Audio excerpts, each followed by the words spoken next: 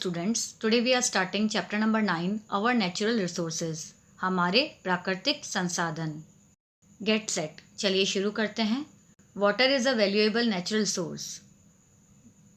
पानी या जल एक मूल्यवान valuable प्राकृतिक संसाधन है, natural resource है. We cannot live without it. हम इसके बिना नहीं रह सकते. Tell in class what you will do to save water. अब आप अपने कक्षा में डिस्कस करके ये बताएं कि पानी बचाने के लिए आप क्या क्या करेंगे. Nature has given us water, air, soil, minerals, plants, animals and so on. प्रकृति ने हमें पानी, हवा, मिट्टी, खनिज यानी कि मिनरल्स, पौधे, जानवर दिए हैं. These are called gifts of nature. इन्हें हम प्रकृति की गिफ्ट्स ऑफ नेचर या प्रकृति का उपहार भी कह सकते हैं. We use these gifts of nature to fulfil our daily needs. प्रकृति के इन उपहारों का हम उपयोग अपने डेली की ज़रूरतों को, दैनिक ज़रूरतों को पूरा करने के लिए करते हैं. Early humans did not know how to use these gifts of nature. Early humans जो थे यानी कि प्रारंभिक मनुष्य जो थे, उन्हें ये पता नहीं था कि इन उपहारों का, इन गिफ्ट्स ऑफ नेचर का यूज़ कैसे करते हैं. With time, they learned to convert these things into useful things to satisfy their needs. समय के साथ साथ उन्होंने अपनी ज़रूरतों को पूरा करने के लिए इन्हें उपयोगी चीज़ों में बदलना सीख लिया. कन्वर्ट करना उन्हें आ गया. It was then that these gifts of nature became valuable resources for them. यह तब था जब या तभी से ये कह सकते हैं कि प्रकृति के ये उपहार, गिफ्ट्स ऑफ नेचर, उनके लिए वैल्यूएबल संसाधन बन गए. मीन्स वैल्यूएबल रिसोर्सेज बन गए. For example, wind is a gift of nature. उदाहरण के लिए हवा प्रकृति का एक उपहार है, गिफ्ट है. When humans learn to generate electricity from wind using wind mills, wind became a resource for them. For example, उदाहरण के लिए हवा प्रकृति का एक उपहार है, गिफ्ट है.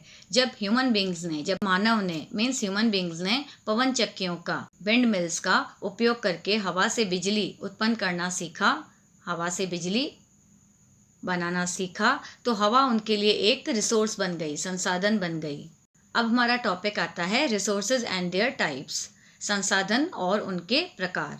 All materials available in our environment which satisfy our needs are called resources. हमारे पर्यावरण में जितने भी उपलब्ध अवेलेबल सामग्रियां हैं, थिंग्स हैं, जो हमारी आवश्यकताओं को पूरा करती हैं, उन्हें संसाधन कहते हैं. They are of two types. संसाधन दो प्रकार के होते हैं. All natural things such as land, air, water, soil, minerals, forest and animals are known as natural sources. सभी प्राकृतिक चीज़ें जैसे कि भूमि, हवा, पानी, मिट्टी, खनिज, जंगल और जानवर प्राकृतिक संसाधनों के रूप में जाने जाते हैं. Things made by humans using natural sources are called human made resources. प्राकृतिक संसाधनों का उपयोग करके ह्यूमन बींग्स, मानव द्वारा बनाई गई चीज़ें, मानव निर्मित संसाधन, ह्यूमन मेड रिसोर्सेज कहलाती हैं. Buildings, roads, machines and electricity are examples. इमारतें, सड़कें, मशीनें और बिजली इसके एग्जाम्पल्स हैं, उदाहरण हैं. अब हमारी हेडिंग आ जाती है टाइप्स ऑफ नेचुरल सोर्सेज. प्राकृतिक संसाधनों के प्रकार. Natural sources are of two types. प्राकृतिक संसाधन दो प्रकार के होते हैं. Exhaustible resources and inexhaustible resources. Exhaustible resources means capable of being used up. इन्हें हिंदी में टूट संसाधन भी कहते हैं. इनएग्जॉस्टिबल रिसोर्सेज मीन्स सदा भरपूर होने वाला या incapable of being used up. इसे हिंदी में अटूट रिसोर्सेज या अटूट संसाधन भी कहते हैं. तो हमारी न्यू हेडिंग आ जाती है एग्जॉस्टिबल रिसोर्सेज. एग्जॉस्टिबल रिसोर्सेज टूट संसाधन. Some natural sources such as metals, iron, copper, aluminium and fuels like coal, petroleum, natural gas etcetera are available in a limited quantity. कुछ प्राकृतिक संसाधन जैसे धातुओं में लोहा, तांबा, एल्यूमिनियम और ईंधन में कोयला, पेट्रोलियम, प्राकृतिक गैस, ये सब सीमित मात्रा में उपलब्ध हैं, अवेलेबल हैं. Once we use up these resources, we cannot create any more of them. एक बार जब हम इन रिसोर्सेज का यूज़ कर लेते हैं तो हम इन्हें और नहीं बना सकते. Such resources are called exhaustible resources. इसलिए ऐसे संसाधनों को, रिसोर्सेज को संपूर्ण संसाधन एग्जॉस्टिबल रिसोर्सेज कहते हैं। They are also called non renewable resources. इन्हें नॉन रिन्यूएबल यानी अनवीकरणीय संसाधन भी कहा जाता है। Coal is an important source of power. कोयला शक्ति का, पावर का एक इम्पॉर्टेंट सोर्स है, एक महत्वपूर्ण स्रोत है। It is use to cook, heat and to generate electricity. इसका उपयोग खाना पकाने, गर्मी और बिजली पैदा करने के लिए किया जाता है। It is also use to run steam engines and factories. इसका उपयोग भाप के इंजन और कारखाने चलाने के लिए भी किया जाता है। Our country has large reserves of coal. हमारे देश में कोयले का बड़ा भंडार है, रिजर्व है। These reserves are however limited. हालांकि ये भंडार लिमिटेड हैं, सीमित हैं। Petroleum is known as black gold. Petroleum को काला सोना भी कहा जाता है। It is refined to produce petrol and diesel. इसे पेट्रोल और डीजल के प्रोडक्शन के लिए रिफाइन किया जाता है। मीन्स पेट्रोल और डीजल के उत्पादन के लिए इसको परिष्कृत किया जाता है, रिफाइन किया जाता है। These are used as fuel in cars, buses, scooters, ships and aeroplanes. इनका उपयोग कारों, बसों, स्कूटरों, जहाज़ों और एरोप्लेन्स, हवाई जहाज़ों में ईंधन के रूप में किया जाता है। The petroleum reserves are limited. Petroleum के भंडार सीमित हैं। They are also not available in every country. वे हर देश में उपलब्ध नहीं हैं। अब यहाँ एक कॉलम दिया हुआ है फैक्ट वाइज। तथ्य के अनुसार animals are an inexhaustible resource because they can reproduce. पशु एक अटूट संसाधन है क्योंकि वे पुनरुत्पादन यानी रिप्रोड्यूस कर सकते हैं।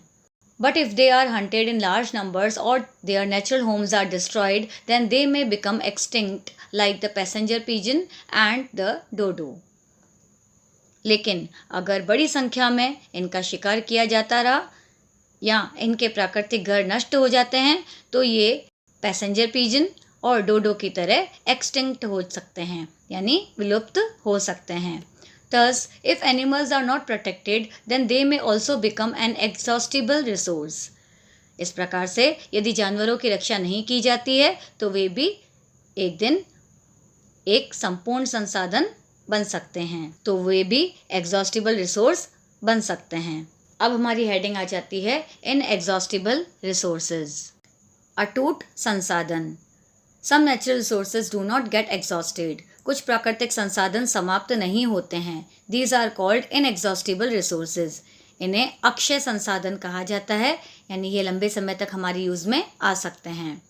Solar energy, air, water, plants and animals are a few examples. सौर ऊर्जा, वायु, जल, पौधे और जानवर इसके कुछ एग्जाम्पल्स हैं।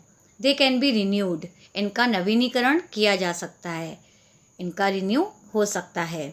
सो these are also called renewable resources. इसलिए इन्हें नवीकरणीय संसाधन, रिन्यूएबल रिसोर्सेज भी कहा जाता है। The energy of the sun is called solar energy. सूर्य की ऊर्जा को सौर ऊर्जा कहते हैं। Plants make food using this energy. इस ऊर्जा से पौधे भोजन बनाते हैं। It is also use to light streets, heat water and generate electricity. इसका उपयोग सड़कों को रोशन करने के लिए, खाना पकाने के लिए, पानी गर्म करने के लिए और बिजली पैदा करने के लिए भी किया जाता है। Air is an important natural resource. हवा या वायु एक महत्वपूर्ण प्राकृतिक संसाधन है। All living things need air to live. सभी जीवित चीज़ों को जीने के लिए हवा की ज़रूरत होती है। Wind is use to generate electricity. Wind यानी पवन, इसका उपयोग बिजली उत्पादन करने के लिए या बिजली उत्पन्न करने के लिए, क्रिएट करने के लिए किया जाता है। Water is needed for drinking, washing, cooking, growing crops and many other purposes. पानी का उपयोग पीने के लिए, धोने के लिए, खाना पकाने के लिए, फसलों को उगाने के लिए और कई अन्य उद्देश्यों के लिए किया जाता है। Electricity generated from falling water is called hydro electricity. गिरते हुए जल से उत्पन्न बिजली को, उत्पन्न विद्युत को जल विद्युत कहते हैं, हाइड्रो इलेक्ट्रिसिटी कहते हैं। Hydro means water, electricity means बिजली। तो इस तरीके से पानी को बहुत ऊंचाई से गिराने के बाद जब उसमें से बिजली को जनरेट किया जाता है तो इस प्रोसेस को हम हाइड्रो इलेक्ट्रिसिटी, जल विद्युत कहते हैं। Plant give us food to eat and oxygen to breathe. पौधे हमें खाने के लिए भोजन और सांस लेने के लिए ऑक्सीजन देते हैं।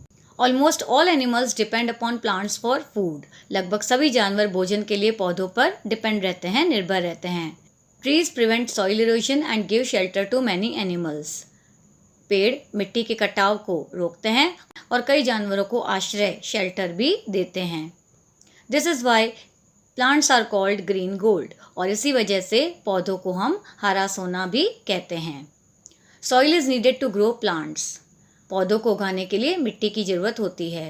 Fertile soil is good for crops. उपजाऊ मिट्टी फसलों के लिए बहुत अच्छी होती है। अब हमारा न्यू टॉपिक आता है कंजर्वेशन, संरक्षण। We must use natural resources very carefully so that they last long. हमें प्राकृतिक संसाधनों का उपयोग बहुत सावधानी से करना चाहिए ताकि वे लंबे समय तक चल सकें। For example, ground water is a renewable natural source. उदाहरण के लिए भूजल एक नवीकरणीय प्राकृतिक संसाधन है, एक रिन्यूएबल नेचुरल सोर्स है। But if we take out more water from under the ground then what rain can add our ground water reserves will get exhausted. लेकिन अगर हम बारिश से अधिक पानी ज़मीन के नीचे से निकालेंगे तो हमारे जो भूजल भंडार हैं, ग्राउंड वाटर हैं, वो समाप्त हो जाएगा। This will lead to water shortage. इससे पानी की किल्लत हो जाएगी, वाटर शॉर्टेज हो जाएगी। Here are some ways to conserve natural sources. यहाँ प्राकृतिक संसाधनों के संरक्षण के कुछ तरीके दे रखे हैं। First, we must not pollute air, water and soil. हमें हवा, पानी और मिट्टी को प्रदूषित नहीं करना चाहिए। Second, we must plant more trees. हमें और पेड़ लगाने चाहिए। Third, we must not hunt wild animals. हमें जंगली जानवरों का शिकार नहीं करना चाहिए। Fourth, we must save electricity. हमें बिजली बचानी चाहिए। Fifth, we must develop other sources of energy. हमें ऊर्जा के अन्य स्रोतों का विकास करना चाहिए। तो ये था आपका चैप्टर नंबर 9। इसके अगले वीडियो में हम चैप्टर नंबर 10 आवर फॉरेस्ट, हमारे जंगल, पढ़ेंगे। Thank you.